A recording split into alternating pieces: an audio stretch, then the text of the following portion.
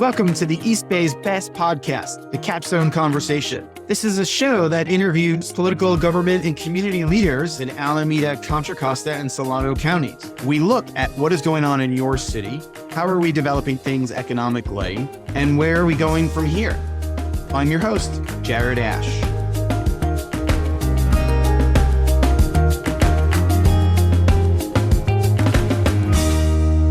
Welcome. I'm Jared Ash with the Capstone Conversation. Today, I am joined by Supervisor Gioia from the West County here in Contra Costa.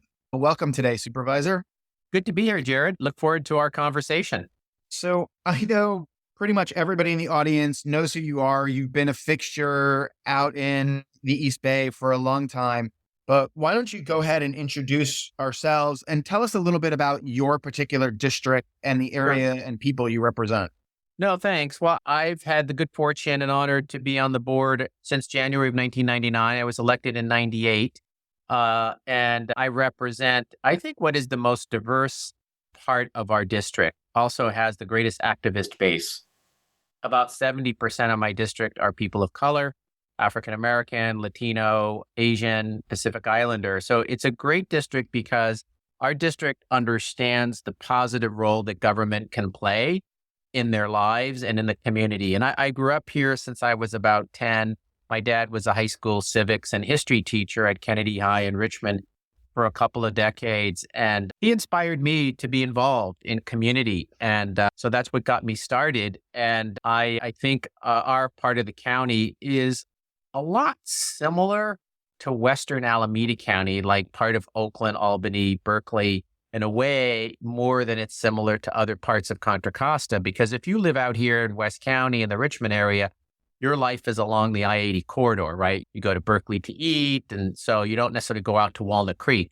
But we are obviously part of Contra Costa. We contribute, I think, to the economy greatly, and I've been proud to be on the board. I'm now, at the end of this term, I will be, I think, tied for the second longest serving supervisor in Contra Costa history, and I'm currently the third longest serving supervisor in the state. And what I've learned from my time is, one, the role, the importance of relationships, and relationships with people, whether it's city level, state level, in the community. You get things done with relationships. And I obviously have learned a lot about county government. And I'm a big fan of county government. I served as the president of the California State Association of Counties about 10 years ago, and I'm still involved on the executive board. And county government is really where it's at, because you're implementing projects on the local level. You're also making policy. We're implementing programs that are funded by the federal and state government with our categorical funding.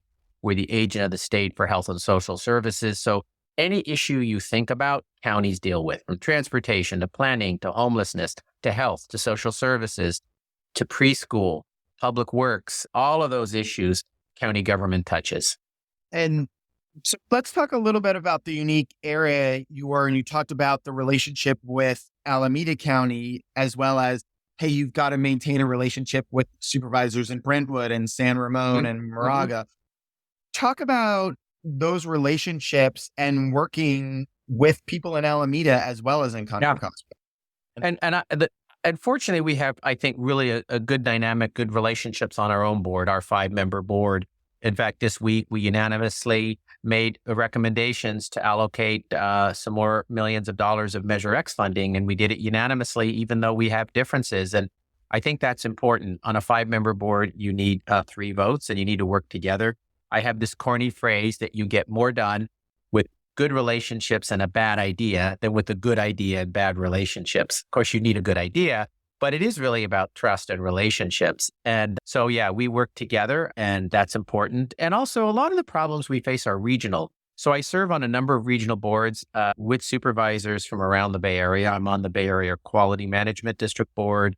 I'm currently the longest serving member on the San Francisco Bay Conservation and Development Commission. I'm a vice chair of the San Francisco Bay Restoration Authority. I used to be on ABAG, not anymore. And I did serve for 7 years under Governor Brown on the California Air Resources Board. So all of those, a lot of our issues that we face are regional in nature and will only get solved on a regional level. And so when we're solving transportation and homelessness and housing issues, you've got to work with supervisors and council members from around the region. And Alameda and Contra Costa are really like a two-county economy. I think we're linked to each other, both on the west side of the hills and the east side of the hills, Tri-Valley, out in the San Ramon Valley, as well as Dublin, Livermore. So I think we're tied together. And so it is important to work together. That's great. I want to dive into the economic green empowerment zone and the refineries and changing economy first. What is the green empowerment zone? Yeah. I think this whole transition that's happening across the state will manifest itself earlier and more intensely here in Contra Costa, the new energy economy. And on the Air Resources Board, I voted on a lot of policies that move us toward electrification of our transportation system. And we're seeing that play out. California is clearly a leader in this area worldwide.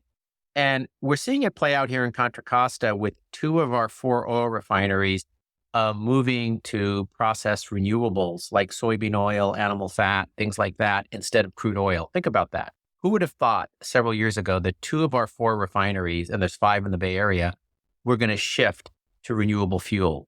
Now, eventually, we're going to get to zero emission transportation, but these renewable fuels are really important for renewable diesel and aviation fuel as we transition. And so the challenge for us in Contra Costa is, how do we take advantage of this shift to the new energy economy? What does it mean for existing workers? What does it mean for new workers coming into the job market, especially from high school? How do we train them for the jobs of the future, the new energy jobs? And some of them are industrial jobs. Green jobs are industrial jobs too. And so we were fortunate that Assemblymember Grayson carried a bill to create a green empowerment zone along our sort of industrial belt from Richmond out toward Antioch. And the legislation calls for a board of local officials, business and industry and labor, to look at how do we develop incentives to bring in the types of businesses, capitalize on our assets, and bring in the kind of businesses that we need for the future. And I was elected chair of that at our inaugural meeting within the last couple of weeks. And we're still forming. So we just had our preliminary first meeting. And so I think our goal is to look at the lay of the land as these changes are happening, and what kinds of incentives do we need, either on a federal or state or local level, to attract, I call them green businesses. I like to call them the businesses of the new energy economy. Like, I'll take an example. Down in Lancaster in Los Angeles County, there's a great all-union electric bus manufacturing facility by BYD, which is a Chinese company. And they're all union jobs, they're industrial jobs, and they're making electric buses for much of the California market, because I was on the air board when we voted for a new law that requires, I think by the end of this decade, every new transit bus that is purchased in the state has to be zero emission. So that's developed an amazing market. So think about it. Every new bus is going to be zero emission that's purchased by transit agencies. So that businesses like that. There are others at Richmond Sanitary at the landfill. They're going forward with a green hydrogen project where our green waste is going to the landfill and being converted to green hydrogen, which can power vehicles. And it was a technology developed right here in Contra Costa at UC Berkeley's Richmond Field Station. So, and their first project is in Richmond. And actually Chevron's both an investor in that and is going to buy some of the hydrogen for a fueling station. So things like that are happening. And I think we owe it to our residents to look at where we can attract those jobs. And then how do the communities, I represent a lot of frontline environmental justice communities in the North Richmond area that have been impacted by pollution from industrial sources. So these have been frontline communities. They've been on the front lines of the impacts of pollution. We want them to be on the front lines of the benefit to a new energy economy, so that they benefit. Those residents can get these new jobs. And then how do we train the workers coming out of high school? And we're putting together also in Contra Costa a just transition stakeholder group, sort of led by our Board of Supervisors Sustainability Committee, which is Supervisor Glover and myself. And we will have on that business and industry and environmental justice advocates and community and labor and community college and workforce development involved to look at that. I think this is an exciting time and we're breaking new ground. We did get an earmark from Congressman DeSaulnier, about $750,000 to help in that process. That's separate than the Green Empowerment Zone. And I remember having discussions with the congressman. He used to be on our board and he, of course, knows this area well and the refineries well. And he says, we ought to make Contra Costa a national model about how we do this. So I think that's our goal. It's going to take effort, getting buy-in from communities and labor and business, but it's exciting and I'm optimistic. And the nice thing is we are a strong, diverse economy here in Contra Costa. So even with the shift happening in fossil fuels, our economy is based on many things, not just refineries. And I think we're financially managing our county well. We have a AAA bond rating, highest you can get. So we're prudent about that. So there's opportunities and I'm excited to be serving and also to link this to the work happening regionally, like on the air district and the work that's happening statewide. And I think the businesses are excited and even the refineries get it. The refineries understand this is the future. While they may not always agree with how fast the transition's happening, they understand it's happening. And I acknowledge the Phillips and Marathon for their shift. I was on the state air board when we revised policies of the low carbon fuel standard. And it was that law that has incentivized these facilities to shift toward lower carbon intensity fuels like soybean based. Everything's controversial and this is not going to be easy. And I think what we hear from the public is, why can't we just go to zero emission tomorrow?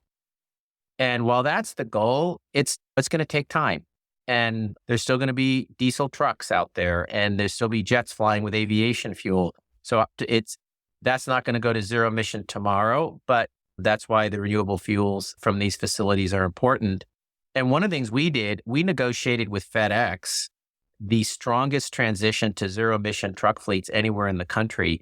A new fulfillment center from FedEx just opened in North Richmond in our county land use area. And what we imposed on them, it was a requirement on the day that they open, a third of their truck fleet based at the facility needs to be zero emission, transitioning to 100% in 5 years and the fastest anywhere. And FedEx is holding this up as a model. So we're attracting the business, but we're bringing in zero emission vehicles so we don't have diesel emission in the communities, polluting our communities.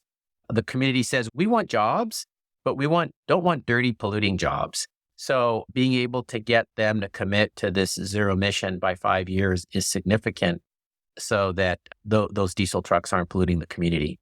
Well, and I give everybody a lot of credit for thinking ahead, right? So we don't lose the refineries in 30 or 2040. We're planning ahead, and it's a partnership with the cities, the counties, and the state and the private companies to really start transitioning that and to use the money you mentioned for Assemblymember Grayson and Congressman DeSaulnier to really start planning ahead, build, but also bring in the private sector to mix with government and environmentalists. Yeah. And I'm one that believes that we need to hold industry to these standards and be aggressive, and they'll meet it. They may not always agree at first. Like another area that's significant in the Bay Area on the Air District, we passed a pretty groundbreaking rule that requires that starting in 2028, when you replace your water heater, it needs to be zero NOx, basically all electric, like a heat pump.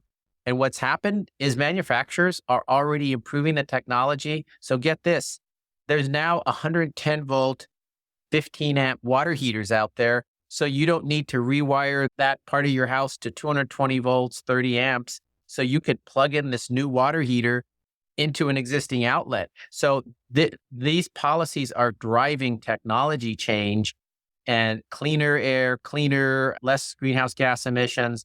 And this will be, think about it, in the 9 Bay Area counties, first place in the country to go to that. But we're phasing it in and we've set up a work group. We'll do a check-in. Hopefully we don't need to extend the time period for compliance. And what's happened is industry response. And So there's a lot happening. And that's all on top of the general issues of running county government, right? We're the social safety net. We provide health and social services everywhere in the county.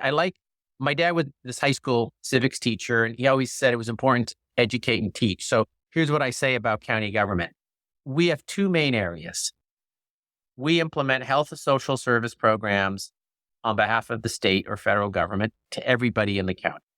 And then we do the general purpose government, treasurer, tax collector, assessor, auditor, county clerk. We run elections.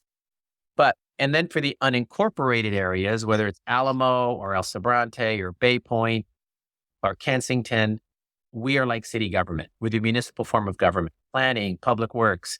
People think that's all we do. That's a small part of what we do, right? Most of our budget is health and social services. So my district, I'm like the city council and mayor wrapped up in one for the unincorporated areas, and in addition to the health and social service work. So there's a lot that we do. And I'm really proud that in the middle of the pandemic, we passed our first sales tax measure for county government in Contra Costa. Many counties around the Bay Area, San Francisco, San Mateo, Santa Clara, Alameda, had local sales taxes. We did not. We have a transportation tax that doesn't go to us. But so I advocated strongly for this, and we passed it in November of 2020. And it's raised about $110 million a year. And what we've done with it is we've reopened fire stations across the county from Pinole to East County. We really solved the whole fire issue in East County, improved fire services with that. We've implemented a 24/7 mental health crisis response system. So anywhere in the county, you can call 911 or another number and get behavioral health crisis response in place of or with police, depending if it's needed. We're increasing our health services through our county hospital and clinics. We've increased funding for childcare, for seniors. We're funding a new Office of Racial Equity and Social Justice. We're putting money for the first time, general fund money, into parks and unincorporated areas. We're putting some more money into animal services and libraries. So this measure, I think what happened during the pandemic is the counties were on the front lines and more visible. And so the public got to see the role and value of county government. And so think about that. In the middle of this pandemic, we passed a $110 million a year sales tax. So I think that's a testament to the work the county's doing. Yeah, I think that's good. You mentioned about the Office of Racial Justice. Talk a little bit more about what they are. Yeah. Supervisor Glover and I have talked about establishing this for some time. So our county, everywhere in our country, our state, our region, our county has had a history of institutional racism. In fact, there were areas in my own district where African Americans couldn't live after World War II or in the 60s. And that's why they moved to areas like North Richmond or Parchester Village in Richmond. So the impacts of that still occur. It still happens.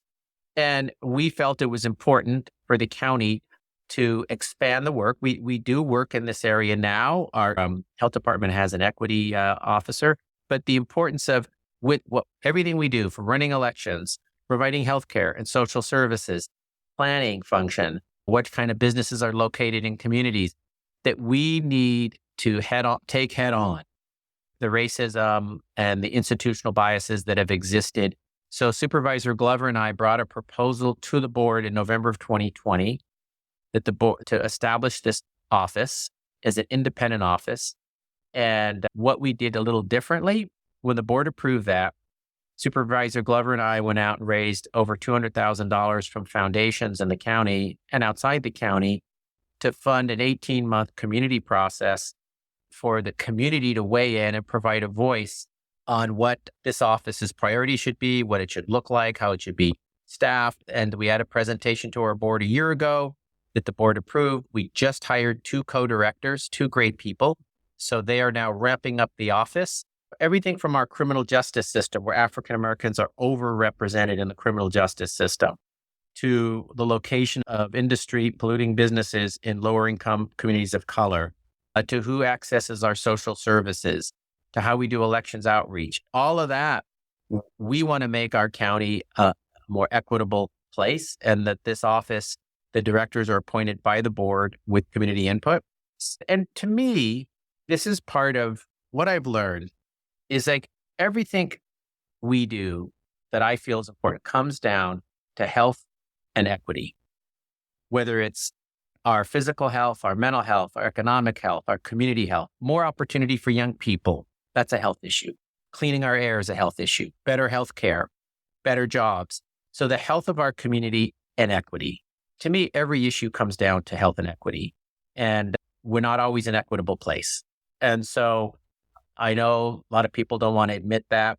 There was a little controversy at the board when the community talked about white supremacy. And at the discussion, some people thought, well, there isn't white supremacy in Contra Costa because they think of white supremacy as Nazism. White supremacy can be institutional racism. And so, hey, I grew up in Richmond, son of a high school teacher. My mom was an immigrant from Italy and was a seamstress. But I think I benefited from white privilege even as a middle class person.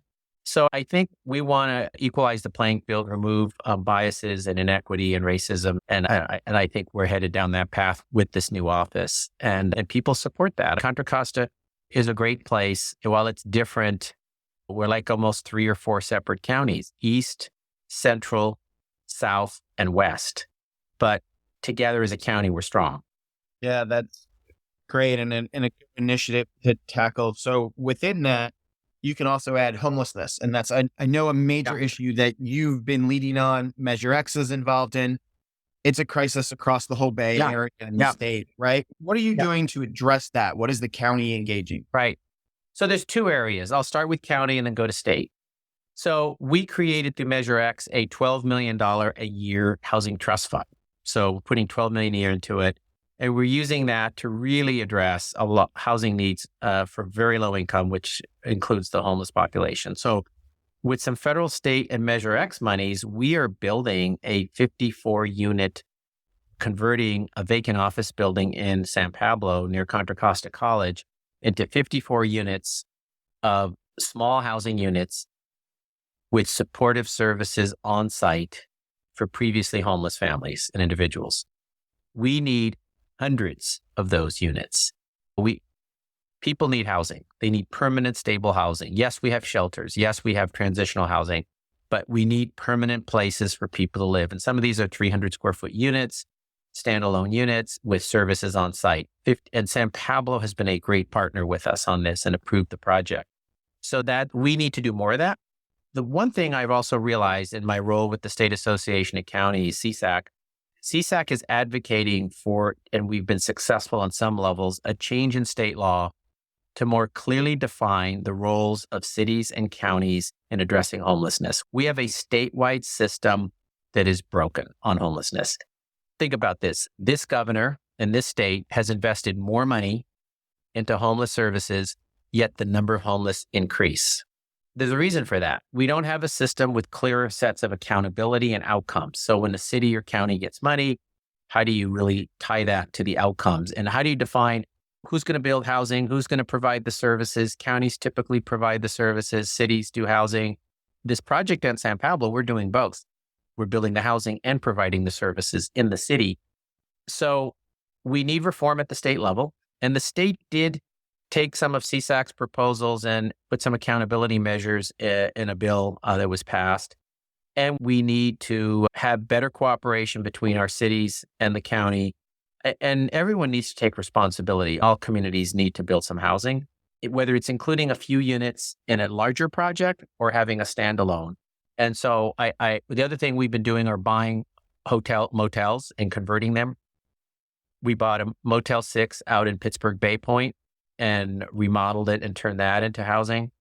We are leasing, I think, 100 rooms in a Motel 6 in Pinole. So those kinds of things are things that we're doing. So it's housing with services, permanent housing with services, and then getting state to have more accountability and outcomes in their rules. Yeah, accountability comes up and transparency comes up a lot lately in government, and how to set benchmarks and keep people accountable. And I know San Leandro, Hayward, San Jose has also been buying out hotels. That's a good strategy to do, right? And I think we need to educate the public and show that we can do this responsibly. And we want to put people into those housing units that are ready for housing.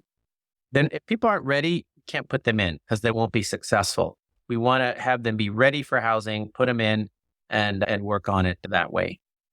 So talk about what ready means there and how you're Yeah. helping.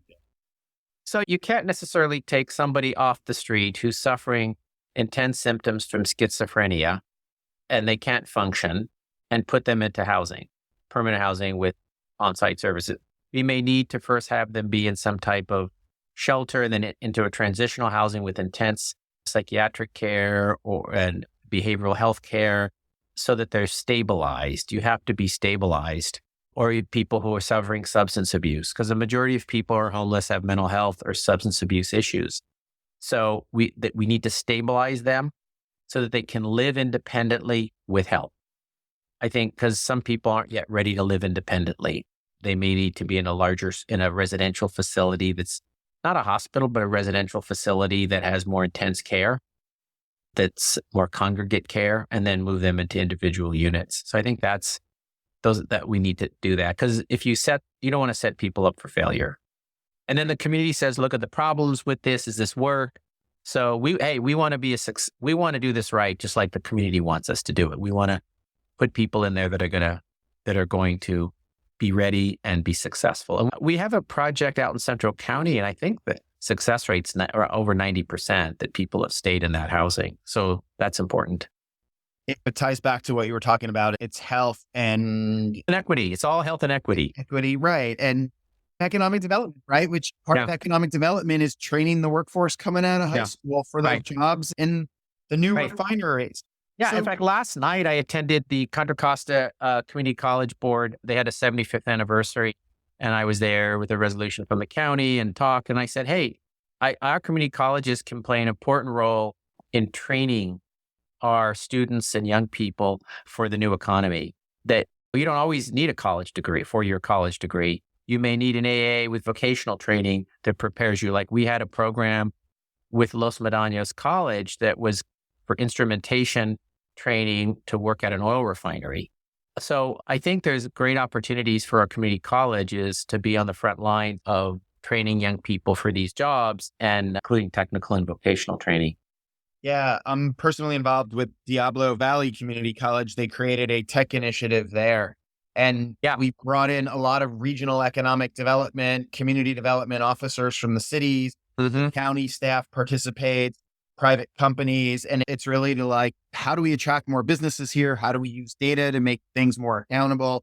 And how do we develop that workforce of the future? So all along the lines you're talking about. So you'll be a supervisor for at least 24 years, maybe 28 to 30. Well, I'm now in my 7th term. So I will, at the end of this term, at the end of 2020, I'm in the first year of my 7th term. So at the end of this term, it'll be 28 years. The longest serving is Bud Buchanan at 40 years. I don't expect to get there, but Buchanan Airport's named after him. He served from 1905 to 1950. Imagine the changes he saw in this county during those. Actually, so he was 45 years. Or was he 19? Yeah. Either 40 or 45, around 1905, 1910, and 1950. And so lots of changes. I've seen lots of changes since I was first elected in 98. I did serve for 10 years on the East Bay Mud Board. I was elected in 88. So with East Bay Mud, I lived through the Loma Prieta earthquake, the Oakland Hills fire, drought, wildfire, flooding. So I've seen all that at East Bay Mud, and then the county, and now lived through a pandemic, civil unrest where we had to declare a curfew. Never thought in my life we'd be doing that. Yeah, I can't believe the things that have happened in my time: curfew, pandemic, floods, wildfire, earthquake. And what I've seen is resilience. I think the Bay Area is a resilient place, and it's really with the role and leadership of local government and communities. We've gotten through all that. We're a resilient place. There's a lot more we need to do, but I'm confident that we have sort of the tools and people and institutions in place to deal with it. This has been a tough time in public service and in government generally. I think there's a lot of distrust of government. So we owe it to show that we can be accountable with what we do. And there's a lot more I don't know. This is a lot more division than I've seen in my time in office, unfortunately. I've also learned I like to write, I like to communicate. I've also learned how you communicate has changed. I've got a lot of communication happens through short statements on social media because that's how people are digesting their information. And it's like a paragraph at a time, one concept at a time. And so we communicate a lot through social media and realize that it's about single subject communication. This is what's going on. And during the pandemic, we did a lot. We used to have we had an email going out to our list almost every day during the pandemic. Here's what's going on. Here's what you should do. So yeah, there's a lot of expectations of communicating with the public, and I think we need to always step up on that. I view that as an important role. What do you want to be remembered for, right? You're not done yet. You've got at least 3 more years with this term, maybe longer, maybe not. When people look back and remember that career and the impact you've had, Mhm. what do you want to say are some of your more proud accomplishments right now? It comes back. I want to be able to be not really remembered, but my work to have the impact of improving the health and equity of all of our county and of all residents. And whether it was helping found the Rise Youth Center in Richmond, which is an amazing, innovative youth center now. It expanded. It's great. It's on former county property. It's a best practice.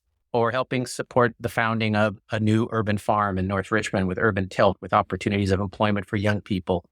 Or helping pass regulations to reduce pollution at our refineries and make our air and health better. I was the one that advocated for the county to set up a sustainability committee, a commission, and a sustainability officer, which was something I proposed a number of years ago when I was chair. And we now have those things to we embed sustainability practices in county government, to set up the Office of Racial Equity, to really, one of the things I did was create free bus passes for youth in West County who are in high school and middle school, things that improve people's health and equity. To me, that's what it's about. And I don't think there's one thing, there's many things, but that's the consistent theme of, I think, the work that I consider to be most important. And there's still a lot of work to be done. I'm not done, but having a 24/7 mental health crisis response, I think that's a health and equity issue. I have family members and friends who've suffered mental health issues, and I know what that's like. So that's what I want to be remembered for, is that consistent theme of those types, that project. That's what weaves through all my work. And that includes economic empowerment for communities. And I think that's what we're going to take on with the Green Empowerment Zone and Just Transition. So I feel and it's important to work across the divide. I can regulate and work with refineries. I think I'm respected in the environmental justice community from the work. So it's important to try to bridge those divides, which is hard to do. Awesome. That's great. Any final thoughts on the way out? I just think the advice I have for those of us doing this work is to really listen to community. Because when we listen to community, there's a lot of solutions and answers and energy there. And it's a lot better to do things as we rather than I. You get more done when you're working together as a collective group. And then even people are going to hear you more after you've listened to them. I find when I've listened to people first, they're going to be more apt to listen then to what I have to say, because people want to be heard and respected. And so I think that's an important thing, is wherever someone's coming from, is respect where they're coming from, listen to it, whether you agree with it or not. And getting the trust of community is important to being effective. I feel I've been able to get reelected by pretty good margins because I'm out in the community and trying to be real with people and say, even if I don't agree, hey, this is what I'm looking at doing. I hear what you're saying, and to try to have civil discourse in it all. And I like to think we get better as we get older on this and more experience, because I know I wasn't necessarily that way at the beginning. I was like, I want to do this. This is what I feel is the right way. And I've learned it takes longer. You got to build an investment together to create a system. Like when we created Contra Costa Cares, which was healthcare for undocumented in our county, that took a coalition. We said to people, everyone's health affects your health. It's not just them. So yeah, thinking through how to communicate. That's great. Well, thank you. And to work with people like you, right? You have your clients are business and industry and organizations, and how do we work together and look at the role that industry and business play. as we regulate them as well, and where can they help and contribute. And like, I remember some people were the on the green hydrogen plant in at their landfill in Richmond, which people supported. The city council in Richmond supported it. Some said, well, we're not so sure. Chevron's an investor in it. They're buying some of the hydrogen. And I said, well, that's what you want them to do, right? You want them to start shifting their investment into renewables and zero emission. Yeah, they may be a refinery, but getting existing large energy companies to change their investment is part of it. Yeah, you want new companies. We got a lot of new startup companies, but how do you get existing companies to invest to and change? So I think it's exciting. I'm looking forward for the next few years. Exciting times in Contra Costa for all of us. It's not going to be easy, but I think it'll be challenging, but exciting. Great. Well, thank you, Supervisor Gioia. We appreciate your time today and look forward to seeing you do more great work in the communities here. Thanks, Jared. Thanks for all your work.